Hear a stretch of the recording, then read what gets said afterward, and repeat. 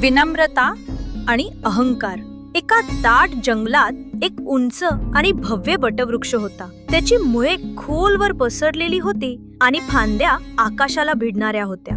त्याला स्वतःच्या भव्यतेचा खूप अभिमान होता. तो नेहमी आपल्या शेजारील छोट्या रोपट्यांना आणि झाडांना म्हणायचा, पहा, मी किती उंच आणि शक्तिशाली आहे. तुम्ही माझ्यासारखे कधीच होऊ शकत नाही.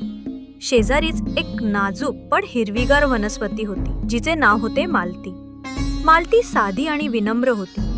ती नेहमी सर्वांशी प्रेमाने बोलायची आणि जंगलातील प्राण्यांना आपल्या फुलांचा सुगंध आणि सावली द्यायची. ती वटवृक्षाच्या मोठेपणाच्या गप्पा ऐकायची, पण कधीच त्याच्याशी वाद घालायची नाही. एक दिवस जंगलात जोरदार वादळ आले. वाऱ्याच्या झोतांनी झाडे हादरली आणि पाऊस मुसळधार कोसळू लागला. वटवृक्षाने आपल्या ताठ मुलांनी जमिनीला घट्ट धरले आणि वाऱ्याला म्हणाला, तुझी माझ्याशी बिशाद काय? मी आहे या जंगलाचा राजा. पण वाऱ्याने त्याला अधिकच जोरात हलवले. वटवृक्षाचा अहंकार त्याला लवचिक होऊ देत नव्हता आणि शेवटी त्याच्या एका मोठ्या फांदीला तडा गेला. तो दुखावला गेला आणि त्याची भव्यता कमी झाली. दुसरीकडे मालतीने वादळात आपले डोके खाली घातले. ती लवचिकपणे वाऱ्याबरोबर झुकली आणि वादळ थांबेपर्यंत ताठ उभी राहिली. तिची विनम्रता तिची ताकद बनली. वादळ शांत झाल्यावर मालती पुन्हा तिच्या सुंदर फुलांसह उभी राहिली, तर वटवृक्षाला आपल्या तुटलेल्या फांदीमुळे लाज वाटत होती. जंगलातील प्राण्यांनी मालतीचे कौतुक केले आणि तिला म्हणाले, तुझी विनम्रता तुझी खरी शक्ती आहे.